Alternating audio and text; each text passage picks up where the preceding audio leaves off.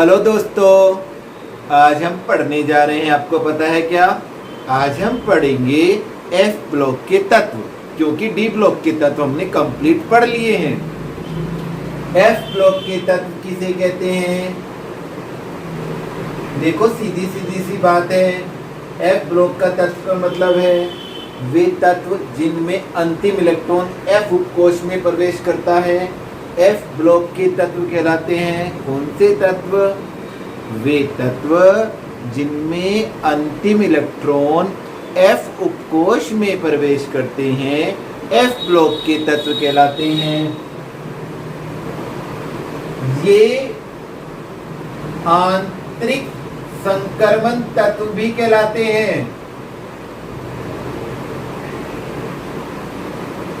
मैंने आपको D block पढ़ाते हुए बताया था कि जो एफ ब्लॉक के तत्व हैं वे संक्रमण के अंदर संक्रमण है। पहले तो हमने देखा था कि संक्रमण हुआ केवल, अब संक्रमण के अंदर भी संक्रमण, क्योंकि ये जो इलेक्ट्रॉन प्रवेश करेंगे, जो एफ उपकोष होगा, ये बाह्य कोश का नहीं होगा, बाह्य से पिछले कोश का भी नहीं होगा, उससे भी पिछले कोश का होगा। माने बाह्य से अंदर तो संक्रमण, फिर अंदर से भी अंदर आंतरिक संक्रमण। तो इसलिए इन्हें हम आंतरिक संक्रमण तत्व कहते हैं। इसमें जो इलेक्ट्रॉन होता है वह बाह्य कोश से पिछले दो कोश पहले एफ उपकोष में प्रवेश करता है। ठीक है, ये आंतरिक संक्रमण तत्व कहलाते हैं। और इनकी दो श्रेणियां हैं। इनकी दो श्रेणियां, दो। पहली कौन सी है भाई? पहली है नंबर 1, बोलते हैं जिसे प्रथम संक्रमण श्रेणी, प्रथम आंतरिक संक्रमण श्रेणी, प्रथम आंतरिक संक्रमण श्रेणी। और इसका एक और नाम है 4F श्रेणी। और इसका एक और नाम है, क्या नाम है? लैंथेनाइड श्रेणी। और इसका एक और नाम है, क्या नाम है? दुर्लभ मृदा तत्व।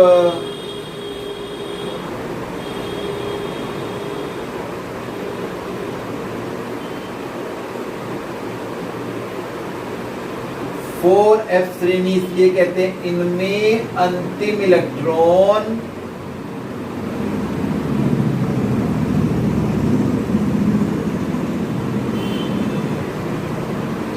फोर एफ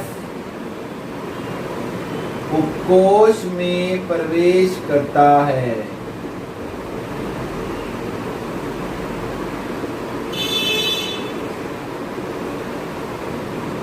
और लैंथेनाइड क्यों कहते हैं? क्योंकि लैंथेनम के बाद शुरू होते हैं।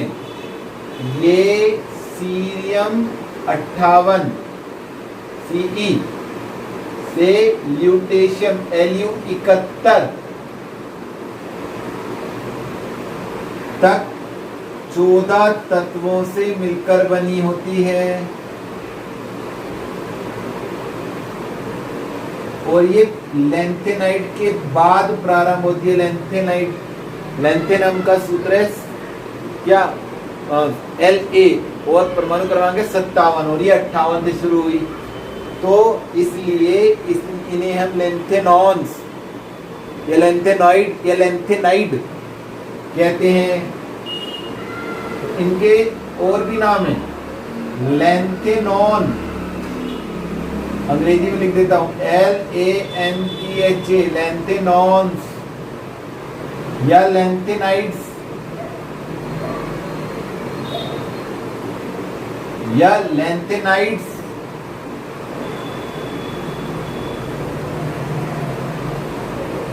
ये से 3 प्रकार से इनके नाम हम भी लेते हैं, लैंथेनॉन्स, लैंथेनाइड्स और लैंथेनॉइड्स। तो इस प्रकार से ये हमारे कौन से तत्व है? 14 तत्व, जो हम 4F श्रेणी के तत्व कहेंगे। और इन तत्वों के बारे में अब हम पढ़ने वाले हैं कि इन तत्वों के लक्षण क्या हैं। तो चलिए प्रारंभ करते हैं। पहली बात, पहली बात है, इसका पहला लक्षण हम पढ़ेंगे प्राप्ति। जैसा मैंने आपको बताया कि इनका एक नाम दुर्लभ मृदा तत्व है, अर्थात ये प्रकृति में बहुत ही कम मात्रा में पाए जाते हैं, इसलिए इन्हें हम दुर्लभ मृदा तत्व कहते हैं। ये प्रकृति में बहुत कम मात्रा में पाए जाते हैं, इसलिए इन्हें दुर्लभ मृदा तत्व कहते हैं।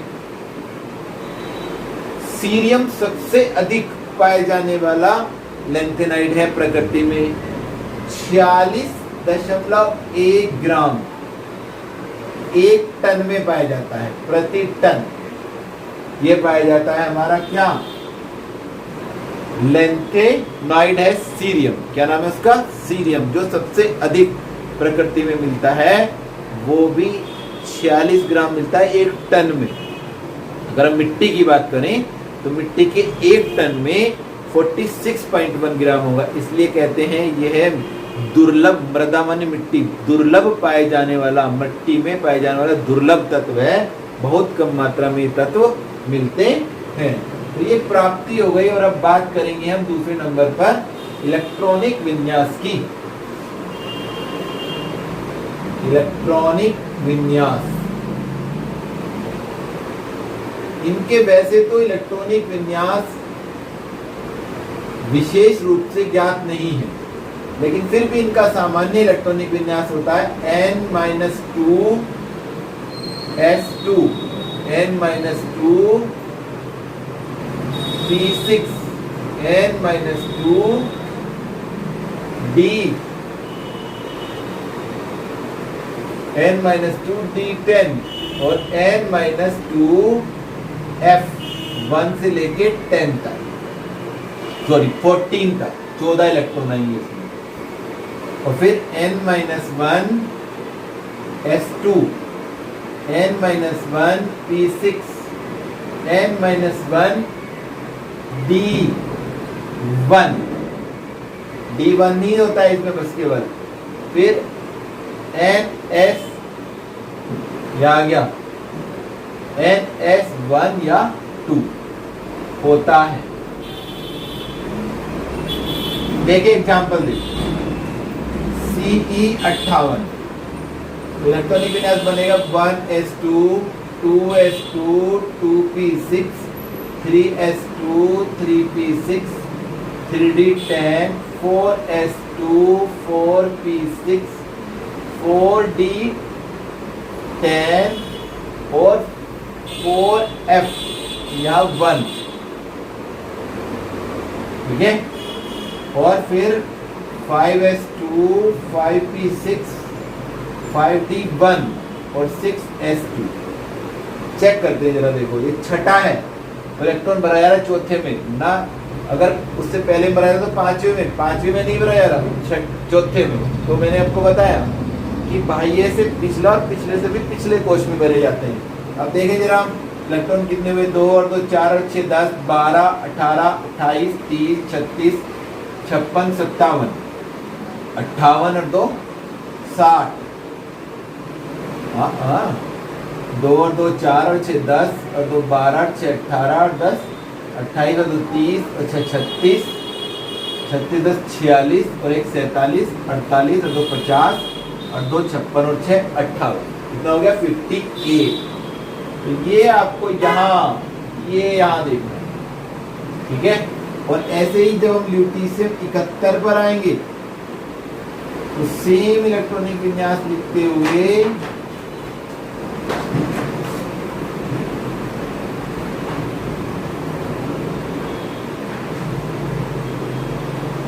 (4d10) और 4f14 कंप्लीट लास्ट में पहुंच गए हैं। 5s2 5p6 5d1 6s2 तो इस प्रकार से F में इलेक्ट्रॉन जाता है। ये इसका सामान्य इलेक्ट्रॉनिक विन्यास है जो मैंने आपको बता दिया। तो इलेक्ट्रॉनिक विन्यास भी आप सीख गए।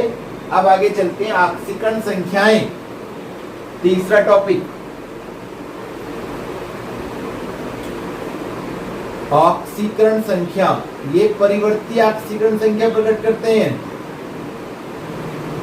और देखा जाता है कि इनकी ऑक्सीजन संख्या +3 या +4 होती है, मैक्सिमम +4, क्योंकि इनकी ऑक्सीकरण संख्या में S के साथ साथ F इलेक्ट्रॉन भी क्या होते हैं, प्रयोग किए जाते हैं। तो इनकी ऑक्सीकरण संख्या मैक्सिमम +4 तक होती है। ये परिवर्ती ऑक्सीजन संख्या प्रकट करते हैं। चौथी बात करेंगे हम चुंबकीय गुण। चुंबकीय गुण हमें ध्यान है कि वे तत्व जिनमें अयुग्मित इलेक्ट्रॉन पाए जाते हैं, और 4f में अगर आप जाएंगे तो 4f में 1 से 7 तक अयुग्मित इलेक्ट्रॉन है। फिर उसके बाद जब आप उनकी पेयरिंग करेंगे, पेयरिंग करने के बाद भी हम देखेंगे 13 तक अयुग्मित इलेक्ट्रॉन ही चलते रहते हैं। तो ये मुख्य रूप से अनुचुंबकीय होते हैं। कैसे होते हैं? अनुचुंबकीय। और ये अनुचुंबकीय गुण अयुग्मित इलेक्ट्रॉनों की संख्या बढ़ने के साथ साथ बढ़ता चला जाता है। तो ये अधिकतम इनके जो परमाणु हैं वे कैसे हैं? अनुचुंबकीय होते हैं, अयुग्मित इलेक्ट्रॉन इनमें पाए जाते हैं। तो ये अनुचुंबकीय गुण विशेष प्रदर्शित करते हैं क्योंकि अयुग्मित इलेक्ट्रॉनों की संख्या अधिकतम पाई जाती है और इनकी चुंबकीय गुण भी अधिक होते हैं। कैसे होते हैं? चुंबकीय गुण भी अधिक होते हैं। अब पांचवी बात करेंगे, रंगीन आयन। देखो भाई, रंगीन आयन बनाते हैं।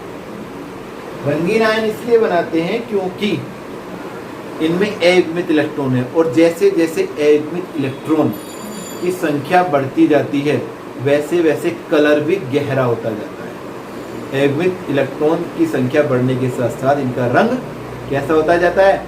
गहरा होता जाता है। तो ये जितने भी हैं रंगीन आयन बनाते हैं। क्या बनाते हैं? रंगीन आयन बनाते हैं। और किसी का भी कलर इस बात पर निर्भर करता है कि वह दृश्य प्रकाश का जो ऊर्जा होती है उसे कितना अवशोषण करता है, और अवशोषण करने के बाद जो अवशोषित होने के बाद जो उत्सर्जित ऊर्जा बचती है उससे ही कलर डेवलप होता है। निच्च ऊर्जा से स्तर से इलेक्ट्रॉन उच्च ऊर्जा में चला जाता है इलेक्ट्रॉन ग्रहण करके। और कभी कभी ऐसा भी देखा गया है, चूंकि इसमें इलेक्ट्रॉन कहाँ है? 4f में प्रवेश कर रहे हैं, तो इसलिए इसमें ऊर्जा का बड़ा ही डिफरेंस होता है। बहुत भिन्न भिन्न ऊर्जा की अवस्था रहती है, जिसके कारण इसमें विशोषण क्रिया भी होनी प्रारंभ हो जाती है। इसलिए इसमें हमने देखा है जिनमें एक एक अयुग्मित इलेक्ट्रॉन हो, कभी कभी वेव आयन भी हमारे रंगहीन रह जाते हैं, उनके कलर नहीं बनते। ठीक है, तो ये वो रंगीन आयन बनाने की प्रवृत्ति और ये जटिल यौगिक भी बनाती है। अब हम बात करेंगे रंगीन आयन के बाद परमाणु आकार की।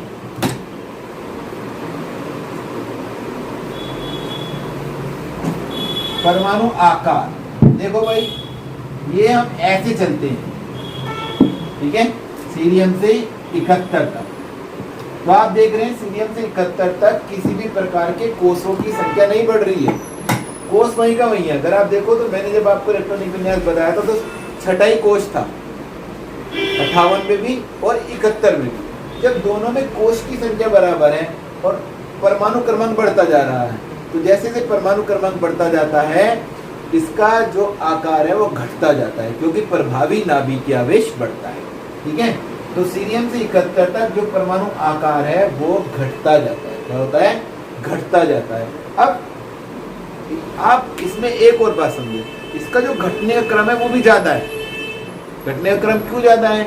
क्योंकि जब हम सीरियम से 71 तक जाते हैं तो हम देखते हैं सीरियम से 71 जाने पर जो इलेक्ट्रॉन बढ़ रहे हैं वे तीसरी कक्षा में बढ़ रहे। यहां 4f यहां है, ये 5th सेल हो गई, ये छठी सेल हो गई, ये तीसरी, दूसरी और ये पहली, और ये हमारा नाभिक। तो यहाँ इलेक्ट्रॉन प्रवेश कर रहा है तो उसका जो परिरक्षण है, 4f इलेक्ट्रॉनों का परिरक्षण कम होने के कारण वे इलेक्ट्रॉनों को ज्यादा प्रतिकर्षित नहीं कर पाते। और जब इलेक्ट्रॉनों को ज्यादा प्रतिकर्षित नहीं कर रहे हैं तो जो यहाँ पे परमाणु क्रमांक तो बढ़ता जा रहा है, तो इस इलेक्ट्रॉन पे जो प्रभावी नाभिकीय आवेश है वो तेजी के साथ बढ़ता है, क्योंकि जितना इसे परिरक्षण देना चाहिए था वो नहीं दे पाता अंदर होने के कारण। तो इसका आवेश बढ़ता जाता है, इलेक्ट्रॉन अंदर की ओर आकर्षित हो जाता है, जिससे एक संकुचन उत्पन्न होता है। आकार का घटना जो उत्पन्न हो रहा है, एक संकुचन उत्पन्न होता है, जिस संकुचन को हम कहते हैं लेंथेनाइड संकुचन।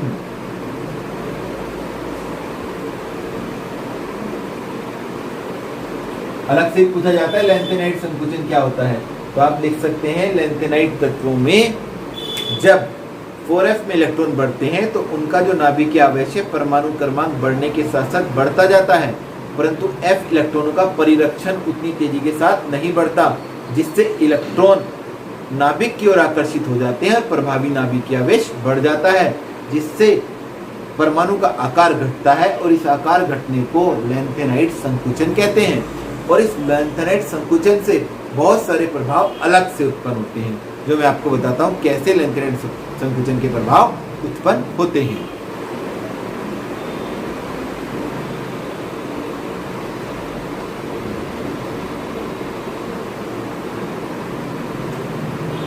लेंथेनाइड संकुचन का प्रभाव, देखो सबसे पहली बात होगी, मैंने आपको बताया लेंथेनाइड संकुचन से आकार घटता है। संकुचन का मतलब ही है आकार घटना। संकुचन देखो कम हो गया आकार।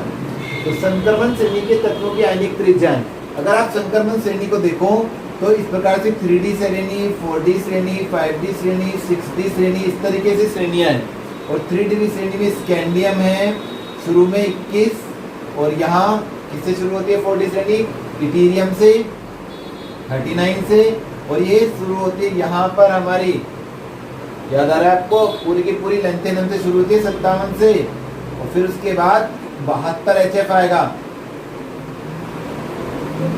और यहाँ भी आप एक्टिनाइन 89, और फिर आप 104 अदर 4DM आएगा। ऐसे ये तत्व आगे की ओर बढ़ रहे हैं। स्कैंडियम से ये 30 तक जाता है। तो यहाँ अगर हम देखें, इधर को अगर हम चलते हैं, देखो नीचे की तरफ, तो ये वर्ग की ओर चलते हैं। वर्ग में हमने साधारणतः देखा था कि वर्ग में जब हम ऊपर से नीचे की ओर जाते हैं तो आवर्त बदल रहा है, तो इसके कोश बढ़ रहे हैं, और कोश बढ़ रहे हैं तो इसका आकार बढ़ना चाहिए। होता भी ऐसा ही, यहाँ तक आकार बढ़ता ही है, लेकिन यहाँ जब हम देखते हैं दूसरी और तीसरी, और फिर तीसरी और चौथी, इनमें जो आकार का अंतर आना चाहिए था, दूसरी 4D और 5D के बीच में जो आकार का अंतर आना चाहिए था, उसके कारण क्योंकि लेंथेनाइड संकुचन का कारण हुआ, तो वो आकार बढ़ तो रहा है, लेकिन उनका जो मान है वो लगभग समान रहता है। कैसा रहता है? लगभग समान रहता है, due to the presence of क्या, लेंथेनाइड संकुचन। क्योंकि यहाँ लेंथेनाइड संकुचन हो जाता है तो इन तत्वों का जो संकुचन के कारण जो तत्व है, इनके जो आकार का अंतर है वो कम बना रहता है। ठीक है, तो ये आयनिक त्रिज्याएं संक्रमण श्रेणी के तत्वों की इसीलिए है, इसीलिए कभी कभी क्वेश्चन पूछ लिया जाता है कि 4D और 5D श्रेणी के तत्वों का आकार में बहुत अधिक अंतर नहीं है, इसका क्या कारण है? हम बताएंगे लेंथेनाइड संकुचन, due to presence of lanthanide संकुचन। लेंथेनाइड संकुचन होने के कारण उनके आकार में उतना बढ़ तो रहा है, परंतु वो परिवर्तन नहीं होता, लगभग समान। जैसे मान लीजिए सपोज करिए 4.3 एंगस्ट्रॉम है, तो दूसरे का 4.31 एंगस्ट्रॉम ऐसे आएगा, लगभग समान। ऐसा नहीं है 4.5 हो जाएगा, इतना परिवर्तन नहीं आता है। दूसरा है आयनन विभव। आयनन विभव भी अगर हम देखें, जो टंगस्टन के बाद जो आयनन विभव होते हैं वो बढ़ने लगते हैं, क्योंकि प्रभावी नाभिकीय आवेश बढ़ रहा है, और जब प्रभावी नाभिकीय आवेश बढ़ेगा तो इलेक्ट्रॉनों को निकालने के लिए ऊर्जा ज्यादा चाहिए। ठीक है, तो आयनन विभव में भी लेंथेनाइड का प्रभाव बढ़ता है, इनका मान भी बढ़ने लगता है ड्यू टू लेंथेनाइड कॉन्ट्रैक्शन। फिर एक घनत्व, देखो भाई जो आकार घटेगा तो घनत्व बराबर होता है द्रव्यमान बटे आयतन, द्रव्यमान बटे आयतन, और आकार घट रहा है तो आयतन घट रहा है, और आयतन घट रहा है तो घनत्व बढ़ रहा है। तो हम देखते हैं कि इन तत्वों का इस लेंथेनाइड संकुचन के कारण घनत्व में वृद्धि हो जाती है। क्या हो जाता है? घनत्व बढ़ जाता है। ऑक्साइड तथा हाइड्रोक्साइड की क्षारकता, ऑक्साइड और हाइड्रोक्साइड जो होते हैं किनके, लेंथेनाइड्स की, उनकी जो क्षारकता होती है वो घटती जाती है। कैसी होती है? घटती जाती है, सीरियम से लुटीशियम तक घटती है। इसका कारण है जो धनायन है उसके द्वारा, धनायन के द्वारा ध्रुवन क्षमता घट जाती है, और जब ध्रुवन क्षमता घट जाती है तो उसकी क्षारकता भी घट जाती है। ठीक है, अब बात करेंगे लेंथेनाइड के गुणों की बात कर रहे थे, ये आ गया बीच में लेंथेनाइड संकुचन आकार के बाद। अब हम बात करेंगे लेंथेनाइड की क्रियाशीलता। ये अत्यधिक सक्रिय यौगिक होते हैं, सक्रियता, लेंथेनाइड अत्यधिक सक्रिय है। पहली बात, ये वायु की उपस्थिति में क्रिया करके ऑक्साइड बनाते हैं। दूसरी बात, इनकी जो चमक होती है ऑक्साइड बनने के कारण धीमी पड़ जाती है, क्योंकि अत्यधिक क्रियाशील है। जैसे वायु के संपर्क में आएंगे ऑक्साइड बनाएंगे और ऑक्साइड उस चमक को धीमा कर देता है। तीसरी बात, नाइट्रोजन के साथ क्रिया करके नाइट्राइड बनाते हैं। और चौथी बात आपको बता दें, ये जो तत्व होते हैं ये गर्म जल के साथ क्रिया करके हाइड्रोजन मुक्त करते हैं। तो इस प्रकार से ये हमने पढ़ा इन लैंथेनाइड्स के बारे में। कल हम पढ़ेंगे एक्टिनाइड के बारे में। घर पर रहिए, सुरक्षित रहिए और हमारा चैनल देखते रहिए। Thank you.